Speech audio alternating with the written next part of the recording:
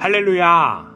오늘 우리가 함께 읽고 묵상할 말씀은 사무엘하 6장 12절에서 23절까지 말씀입니다.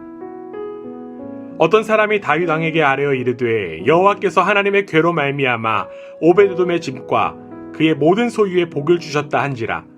다윗이 가서 하나님의 궤를 기쁨으로 메고 오베드돔의 집에서 다윗 성으로 올라갈새 여호와의 궤를 맨 사람들이 6걸음을 가매 다윗이 소와 살찐 송아지로 제사를 드리고 다윗이 여호와 앞에서 힘을 다하여 춤을 추는데 그때에 다윗이 배 에봇을 입었더라.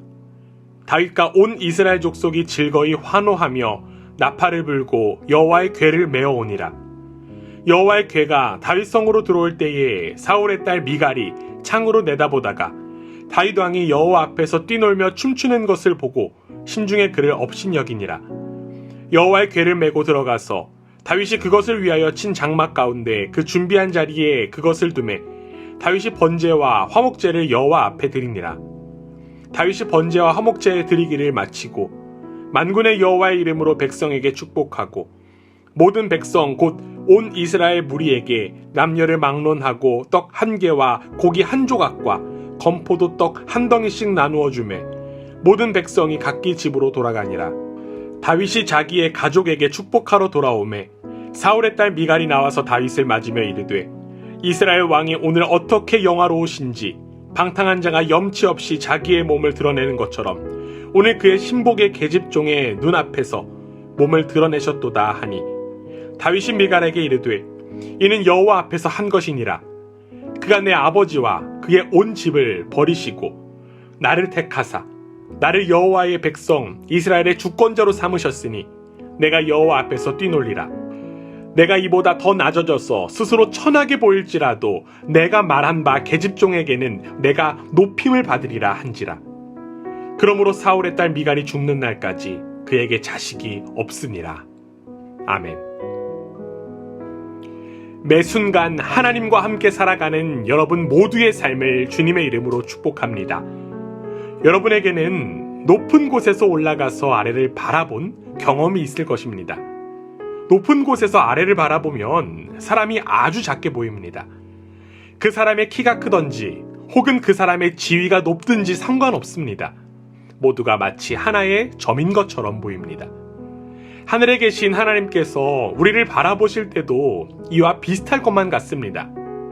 그 사람의 위치와 높이와 크기에 상관없이 결국 하나님 앞에서는 같은 피조물일 뿐입니다.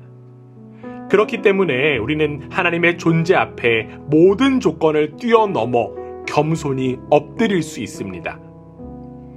오늘 우리가 함께 읽은 성경에는 살아계신 하나님의 존재 앞에서 모든 것을 내려놓고 무장을 해제한 한 사람을 찾을 수 있습니다.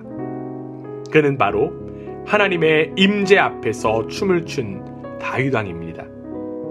하나님의 법궤를 수레에 실어 옮기던 이들의 실수와 달리 다윗은 하나님을 경외했습니다. 그래서 그는 실수를 바로잡고 사람들이 직접 메어 법궤를 옮기게 했습니다. 법궤를 맨 사람들이 6걸음을 걸을 때마다 다윗은 소와 살찐 송아지로 제사를 드렸습니다.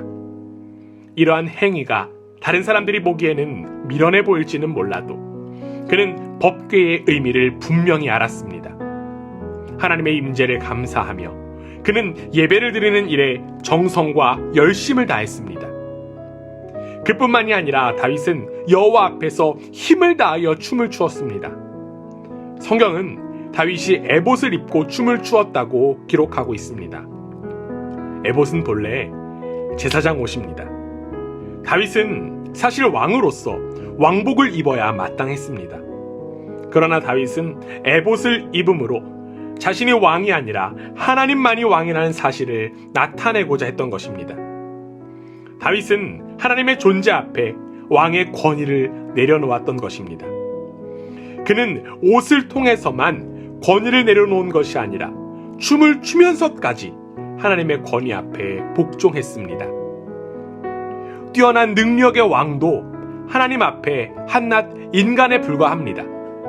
자신의 존재가 하나님 없이는 아무것도 아니라는 사실을 인정한 다윗에게는 사람들의 시선과 평가가 중요하지 않았습니다. 거리에서도 그는 하나님만을 바라보며 하나님 앞에 단독자로 서서 하나님을 예배하는 예배자였던 것입니다. 하나님을 향한 다윗의 모습은 우리에게 크나큰 교훈을 선사합니다. 나이와 지위와 상황에 따라 하나님을 예배하는 모습이 달라지는 모습, 우리에게 있습니다. 그러나 그 모든 것들이 하나님 앞에 찬양하는 걸림돌이 될 수 없습니다. 우리 모두는 하나님의 은혜가 없이는 단 하루도 살 수 없는 존재이기 때문입니다. 하나님 앞에서 기뻐서 춤을 추며 노는 것은 단지 다윗만의 모습은 아니었습니다. 이스라엘 백성 모두가 그 기쁨을 만끽했습니다. 다윗은 번제와 화목제를 드린 이후 여호와 하나님의 이름으로 백성들을 향해 축복했습니다. 그리고 백성들은 남녀를 막론하고 음식과 기쁨을 함께 공유했습니다. 이처럼 하나님 앞에 단독자로서 하나님을 진정으로 예배한 이들은 기쁨을 함께 나눌 수 있습니다. 하나님께 받은 은혜를 나누는 일에 어떠한 것도 걸림돌이 될 수는 없습니다. 지위도 내려놓을 뿐만 아니라 성별도 내려놓은 이스라엘 공동체의 모습이 우리 그라츠 반석교회의 모습이 되기를 간절히 원합니다. 그러나 안타깝게도 기쁨을 함께하지 못한 한 사람이 있었습니다. 그는 바로 사울의 딸 미갈이었습니다. 그녀는 다윗이 하나님 앞에서 춤추는 모습을 못마땅하게 여겼습니다. 결국 미갈은 다윗을 향해서 몸을 드러내면서 춤을 춘 것이 방탕한 모습이었다며 지적을 했습니다. 그녀는 하나님의 존재보다는 왕의 존재에 더욱 집착했던 것입니다. 이에 다윗은 이렇게 이야기했습니다. 여호와 앞에서 한 것이니라. 다윗에게는 자신의 낮아짐이 중요치 않았습니다. 누군가가 자신을 못마땅하게 여겨도 상관이 없었습니다. 그는 자신과 이스라엘의 주권자이신 하나님 앞에 서 있기 때문이었습니다. 같은 상황 속에서도 하나님으로 인하여 기쁨을 누리지 못한 미갈의 모습이 우리의 모습이 되지 않기를 원합니다. 하나님의 높으심 앞에서 우리의 위치는 낮아지는 것밖에 없습니다. 그리고 우리가 낮아지는 것이 바로 우리가 살아갈 유일한 길입니다.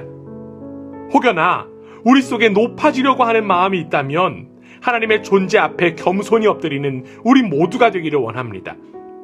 매 순간 하나님의 살아계심 앞에서 하나님의 존재로 말미암아 찬양하고 기뻐하는 복된 우리 모두가 되기를 주님의 이름으로 간절히 원합니다. 아멘.